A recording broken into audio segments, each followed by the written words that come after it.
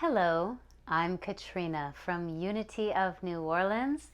Welcome to our Sunday satsang. We are so happy to have you here. And let us begin with our invocation, which was written by Unity co-founder Charles Fillmore.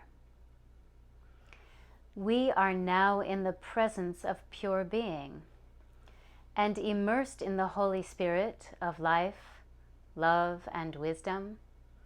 We acknowledge thy presence and thy power, O blessed Spirit. In thy divine wisdom, now erase our mortal limitations, and from thy pure substance of love, bring into manifestation our world according to thy perfect law. And the Lord's Prayer. Our Father, who art in heaven, hallowed be thy name. Thy kingdom come, thy will be done, on earth as it is in heaven. Give us this day our daily bread, and forgive us our trespasses, as we forgive those who trespass against us. And leave us not in temptation, but deliver us from evil. For thine is the kingdom and the power and the glory forever. Amen.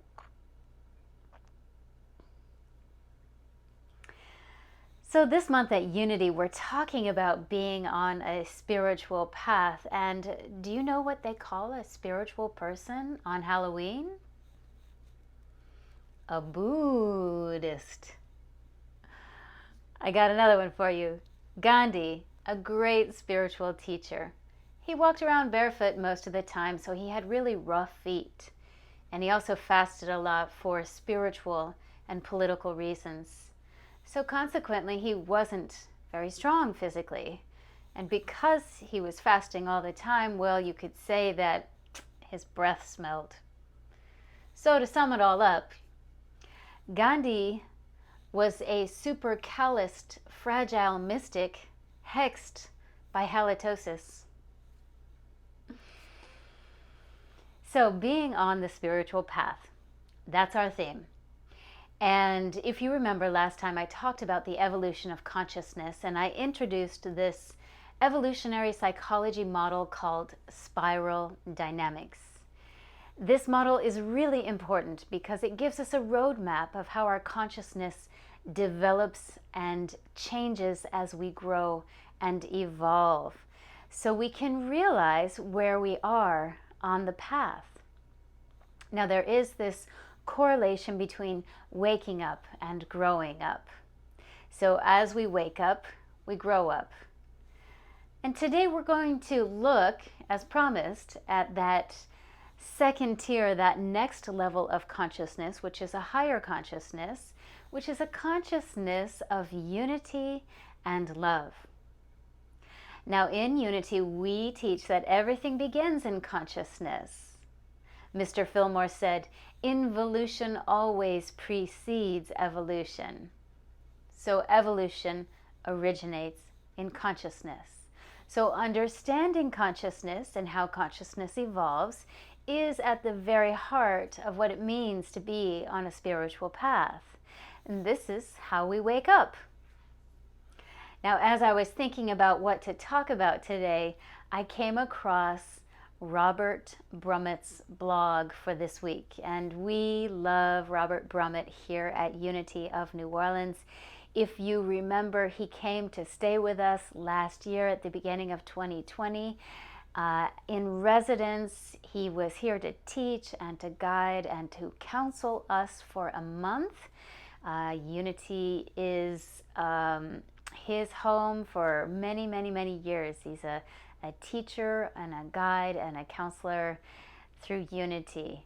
And this is what Robert Brummett said about evolutionary imperative. This is the evolutionary imperative. Quote, at this point in human evolution, we find ourselves halfway between the beasts and the angels. We have shown both the best and the worst of each, as human history has shown us. We have soared much higher than the angels, and we have behaved much lower than the beasts. Humans have climbed to magnificent heights in many arenas. The past century has seen achievements that would be totally unimaginable in the century preceding it. Through genetic engineering, we can replicate and control life forms. With artificial intelligence, we have created devices that surpass human thinking capabilities. Through organ transplants and other miracles of medical science, we can prolong human life by many years. In 1903, the first airplane soared to an altitude of 10 feet. And just 66 years later, we landed on the moon, an altitude of 238,857 miles. In the social arena, we have made breakthroughs never before possible. In the U.S., 150 years after African slaves were owned as property and treated like farm animals, a man of African descent was elected as president. He was competing for the position with a woman whom 9 decades earlier would not have been allowed to even vote in a presidential election. We now find ourselves at a crucial juncture in this human experience. We have acquired powers undreamed of by our ancestors. In many ways, we have attained godlike powers, but alas, we have not evolved the wisdom needed to broker these powers. In this regard, we have become more like the beasts than the angels, and this is a very dangerous circumstance. We are like a small child with a loaded gun. Our development has become dangerously one-sided. We have achieved an outstanding degree of knowledge of the material world, and we remain appallingly ignorant of ourselves. We have overdeveloped knowledge and underdeveloped wisdom. This lopsided development has forced us into a position where we must become more balanced, or we may perish as a species. The answer does not lie in negating the progress we have achieved and returning to some idealized primitive past. The problem lies not in knowledge or technology or in the material world itself.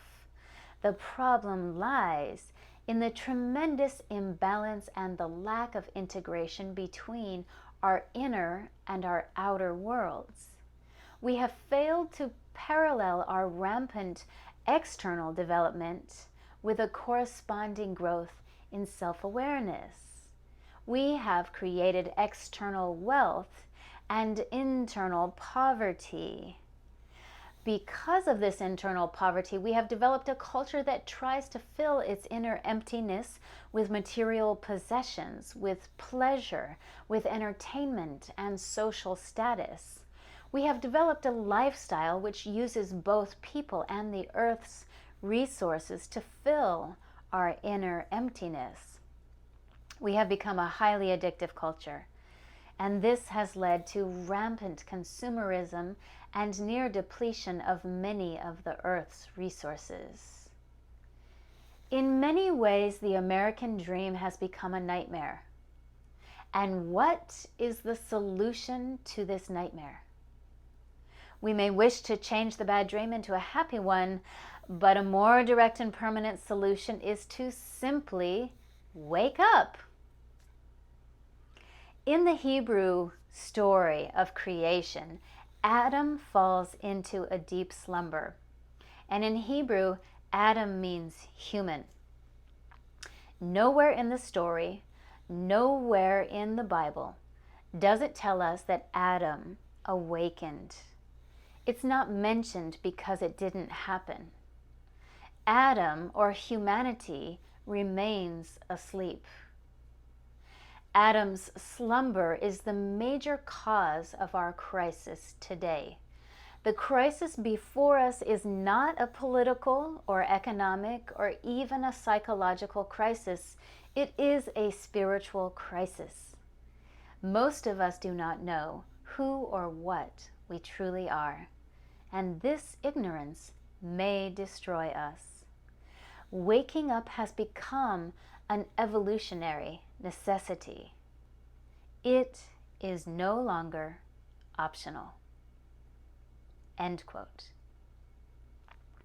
So waking up has become an evolutionary necessity, according to Robert Brummett, and we're going to talk about waking up now.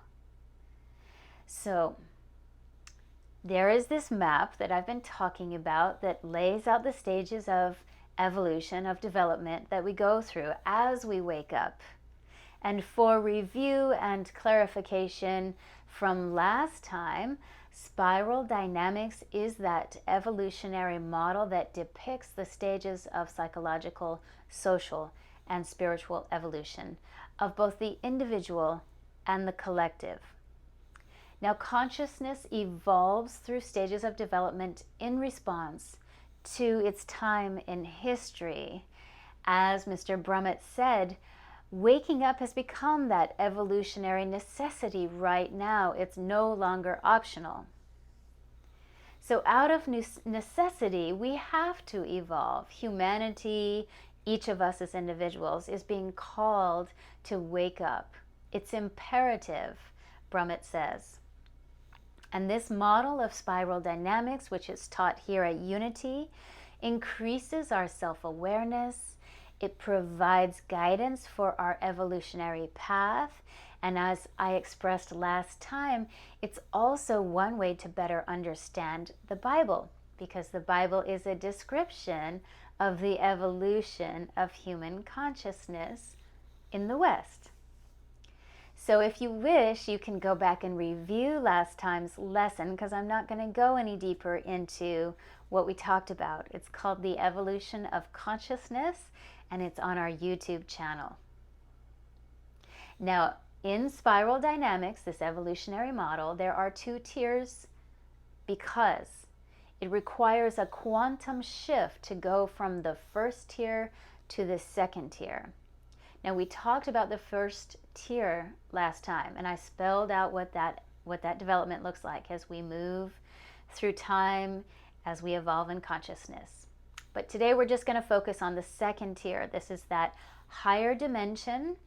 This tier, the second tier, is characterized by love, whereas the first tier is characterized by fear. So can you see that quantum shift that is required to move from fear to love? Fear is a primitive instinct, and we are often taught fear from early childhood. But love is a force. Love is a foundation. And love is the energy of the divine. In the Gospel of John, chapter 4, verses 7 through 8, it says, "Beloved, let us love one another, for love is from God. And whoever loves has been born of God and knows God. Anyone who does not love does not know God, because God is love." Waking up has become an evolutionary necessity. It's time to wake up. It's time to move into that consciousness of love. This is the second tier of the spiral dynamics model, and this level of awareness is oriented toward a collective perspective that recognizes the unity of all existence, where it's possible to see and value every other level of development because each one serves a purpose. We are all on this path of waking up and evolving in consciousness. And our consciousness does mature as we grow up. As we grow up, we wake up. That's where that correlation comes from. Now, in this second tier, this consciousness of love, which we will also call unity consciousness, We are motivated to connect everything and everyone rather than to separate and divide. And we see ourselves as both distinct and unique and part of this larger compassionate whole. And our thinking is intuitive, holistic, and cooperative. We appreciate and value all belief systems because all paths lead to God. We seek to find the truth in all the various paths and to integrate those truths into our own spirituality. So this second tier, this consciousness of love, is where we pay attention to the inner dimension, the mental, emotional, social, and spiritual processes. Remember, Mr. Fillmore said, involution always precedes evolution. So we're concerned with awareness of self, discernment, insight and intuition, perception, perspective. Our consciousness is very important. We start to understand what we value and how we find meaning and purpose. And we can learn to cultivate a consciousness of love, a unity consciousness, through the inner dimensions. So contemplation, introspection, reflection, and meditation are all very important as we wake up. Now, in this love consciousness or unity consciousness, we think about the whole, the totality of existence. And we see the unity in our differences, the simplicity in the complexity, and the interdependence of all of creation. So this level of consciousness is concerned with holistic views that integrate all perspectives. This is where we move from the spiritual intelligence that we were talking about last time that helps us to evolve on our spiritual path to a spiritual experience. So spiritual intelligence is essential, but spiritual experience is where we become the spiritual being and where we move from the thinking and doing to being. And we recognize the unity of all existence, as well as our unity with the source, with God, divine mind, spirit. Waking up has become an evolutionary necessity.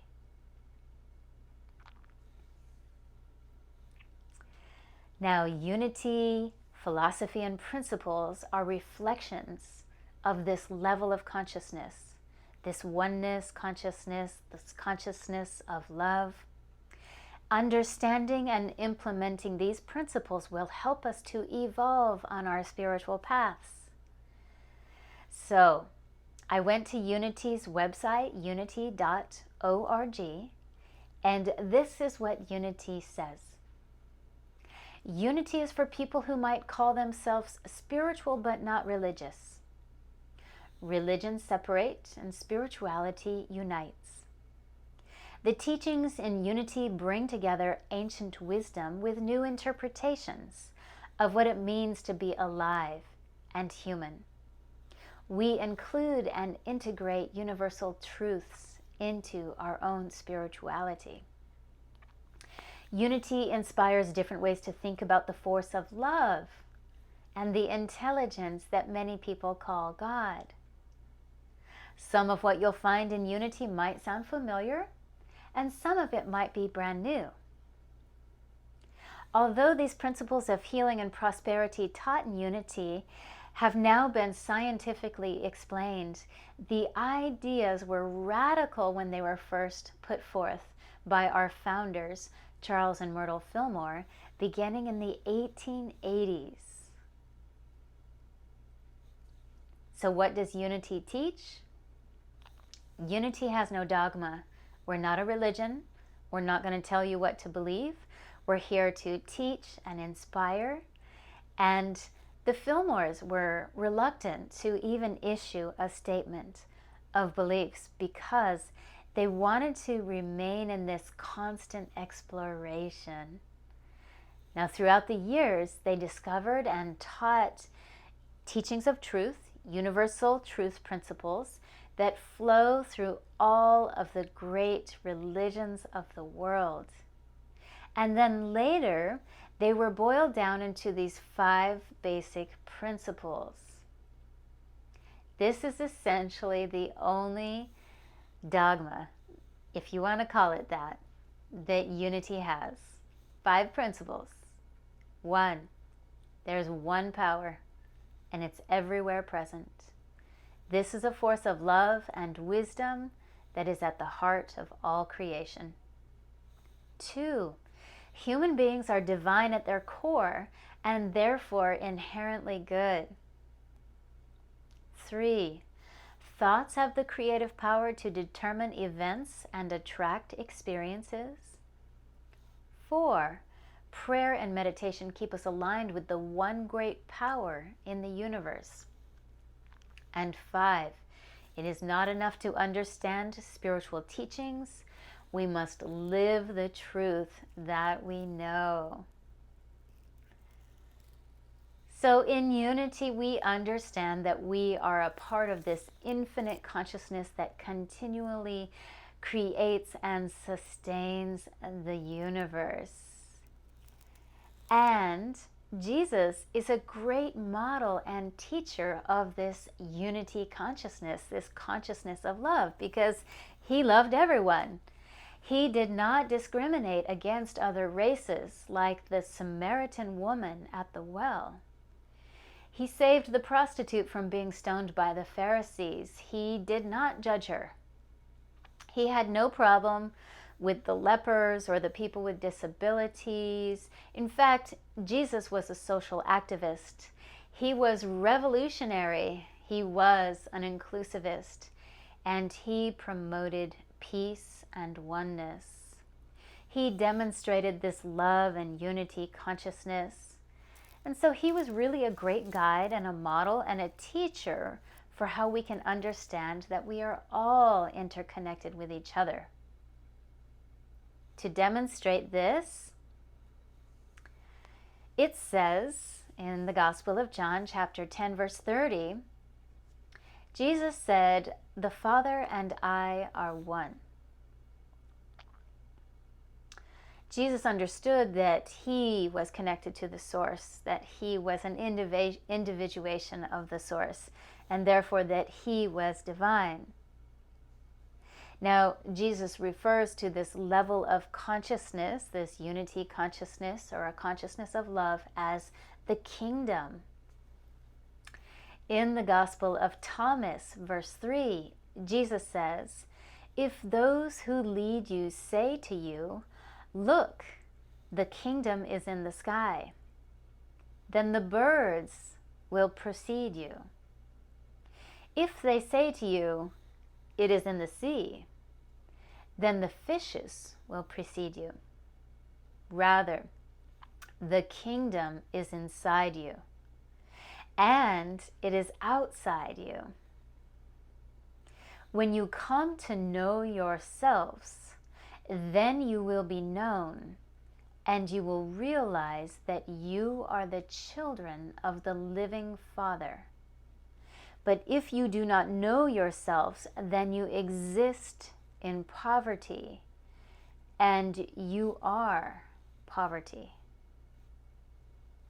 So remember, Robert Brummett said, we have created this external wealth and this internal poverty. And clearly we can see that Jesus is saying, if you don't know yourself, if you don't realize your oneness with the source, realize in consciousness who you truly are, then you exist in poverty. And that's why it's imperative to wake up. This love consciousness or unity consciousness, this higher level of awareness, is oneness with God, oneness with all of life, oneness with all people, with the planet, the entire universe. It is this awareness that we are interconnected. Waking up has become an evolutionary necessity. It's time to wake up to this truth. So, as Mr. Brummett said, the evolutionary imperative is a call to wake up. And when we understand how our consciousness evolves, we can see where we have come from, where the path leads, and what the future of humanity looks like. And we can choose to move from fear to love, because when we operate from love, we're in that higher level of awareness, of consciousness. We can understand more fully how we think, why we think, how we problem solve, why we choose and act in the ways that we do. And we can understand the motives that drive those choices in ourselves and others. And finally, we can begin to deepen the level of awareness that we have for ourselves and for others and for this entire world. It's time to wake up. For waking up has become an evolutionary necessity. Now, unity is practical spirituality. I'm going to give you 5 ways to wake up.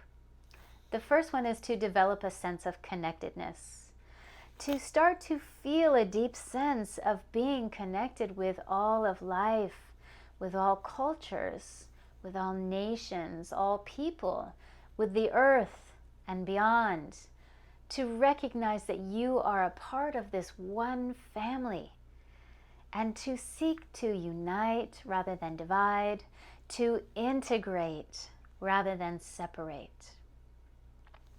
2, tap into your inner intuition.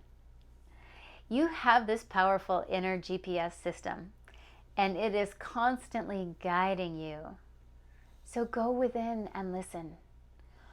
All of the answers to all of your problems can be found in that inner realm of awareness. And that's why we practice meditation and prayer, or we connect in nature. It's really important to spend time in the silence. That's how you cultivate your intuition. 3, allow inspiration to drive your actions. When you are connected to the source within, the infinite well of wisdom will inspire you. You have a ability to connect with this well of wisdom within you. And this is your inner GPS. And remember, inspiration means in spirit. So let spirit guide your actions and intentions. 4, believe in a higher purpose. You are here for a reason. You have a unique purpose. You have a calling. As Mary Beth said last week, recalibrate your soul to its goal. Believe in your higher purpose. And 5, find unity consciousness, God consciousness, this consciousness of love. Being on a spiritual path is when we make the commitment to align with that higher power, with that higher dimension, with the consciousness of the kingdom. Waking up has become an evolutionary necessity. So to wrap this all up, Robert Brummett said that the evolution of consciousness is imperative. Quote, "The crisis before us is not a political or economic or even a psychological crisis. It's a spiritual crisis. Most of us do not know who and what we truly are, and this ignorance may destroy us. Waking up has become an evolutionary necessity. It's no longer optional." End quote. There is a roadmap that details what the evolution of consciousness looks like, which we've been talking about, which is spiral dynamics. And it reveals that a higher consciousness as we evolve, becomes one of love and unity. And that is what the future looks like for us. Understanding that your consciousness is the foundation of your spiritual path gives you a place to start. For we're all here to evolve in consciousness, and we're all waking up. Now, love and oneness, this is the highest level of consciousness, so let us strive to connect everything and everyone rather than to separate and divide, to choose cooperative, holistic, and intuitive approaches, to appreciate and value all belief systems, all paths to God, and to seek to find those universal truths that we can integrate into our own spiritual paths. So, waking up has become an evolutionary necessity, and it's time to wake up. So I'd like to offer an experience of this in meditation.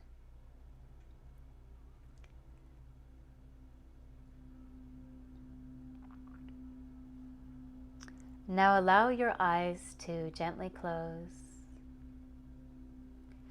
And let's take a long, slow, deep breath in together.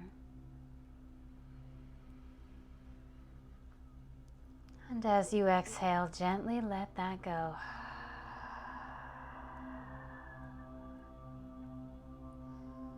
We'll do that again. Take a long, slow, deep breath in. And exhale, let it go.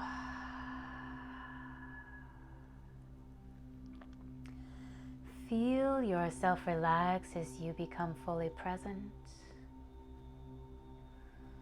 Allow your body to soften. Allow your mind to be still. And begin to melt into this moment. Feel the presence of love as you bring your awareness to your heart center. And allow your heart to open.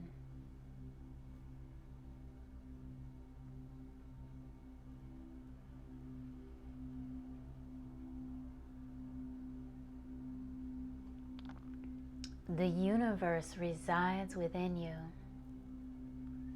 There's nothing outside of us that isn't also inside of us.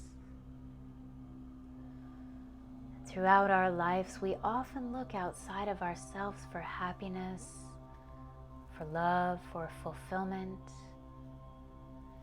But it's all inside, resting deep within you.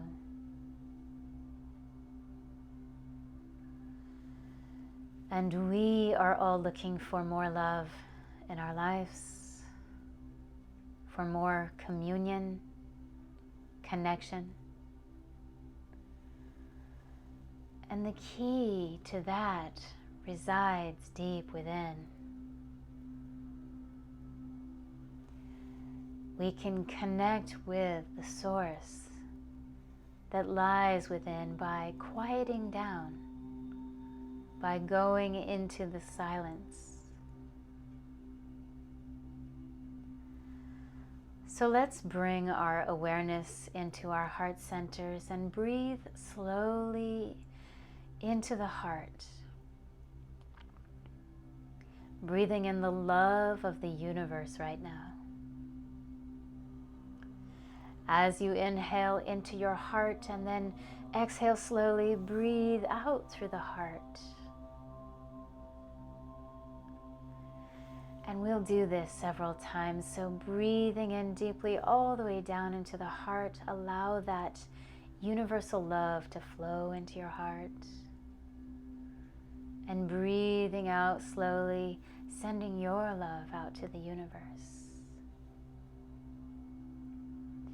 And let us honor this sacred space that is the very breath that is breathing you, and the breath that is breathing me.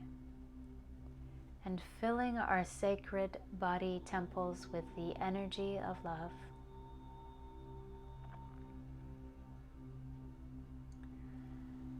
Take a moment and feel the joy of this love. And feel that love touch your heart. And with the knowledge that this universal love resides within you,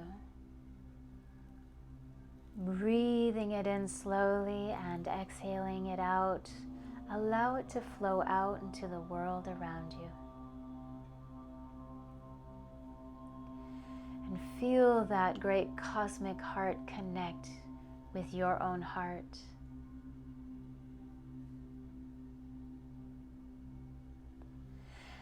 And now, as you witness the love flowing into you with each inhalation and flowing out of you with each exhalation, sense those two hearts merging, the cosmic heart and your own.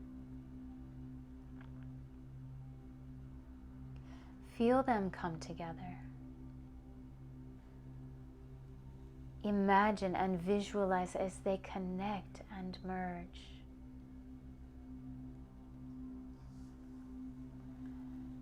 And as you experience this connectedness, feel the magnificent, infinite love of the universe starting to well up within you,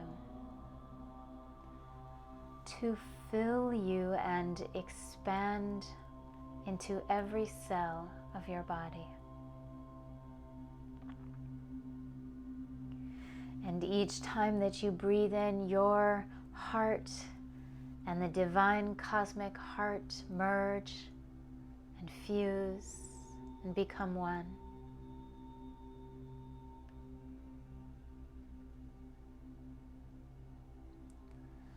And now let's silently say to ourselves, I am love. I am love.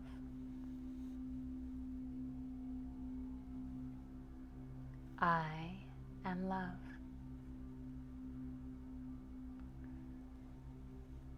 And allow the energy of love to ripple out into the tips of your fingers, down into the toes, and feel it rippling up and down the spine. And allow that love to pour into any place of your body that is constricted or in pain right now, for love is the great healer. And feel your whole being illuminated with love.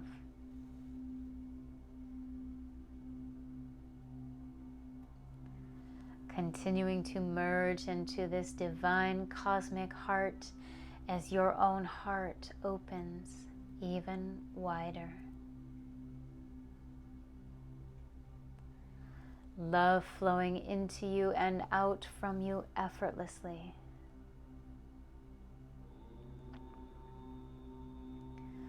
Rest in this state of unconditional love as you merge with the divine and become one in love.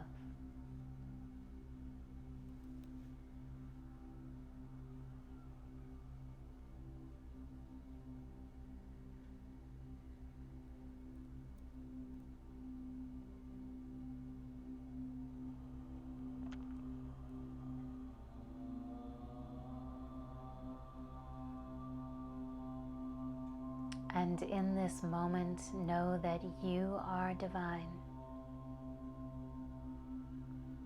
Know that you are loved.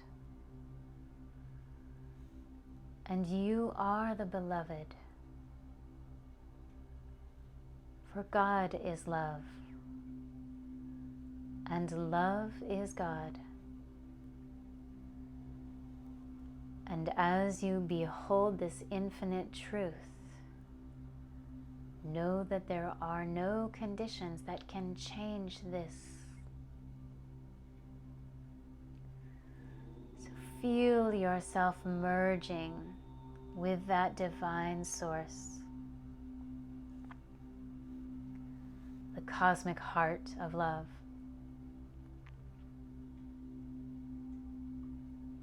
And know that in this moment, the divine, the God consciousness in you is established to grow and to flourish. And you are becoming more and more fully that which the divine has created you to be.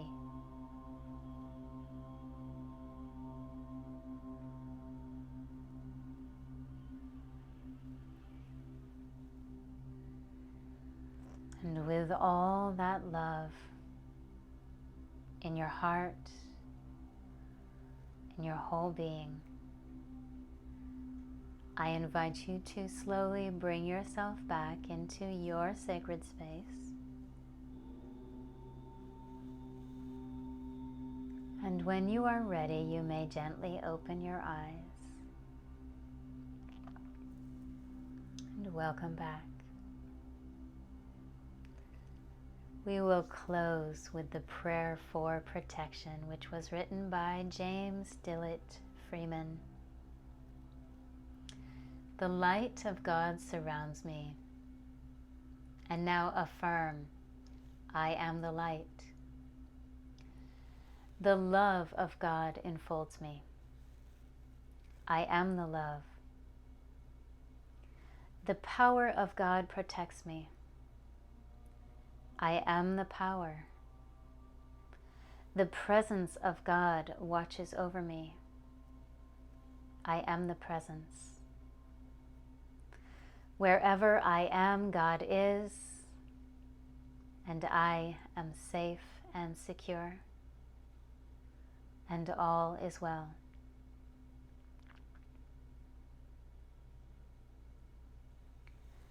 The Lord watches between me and thee while we are absent, one from another, and helps us to know that we are all one in spirit.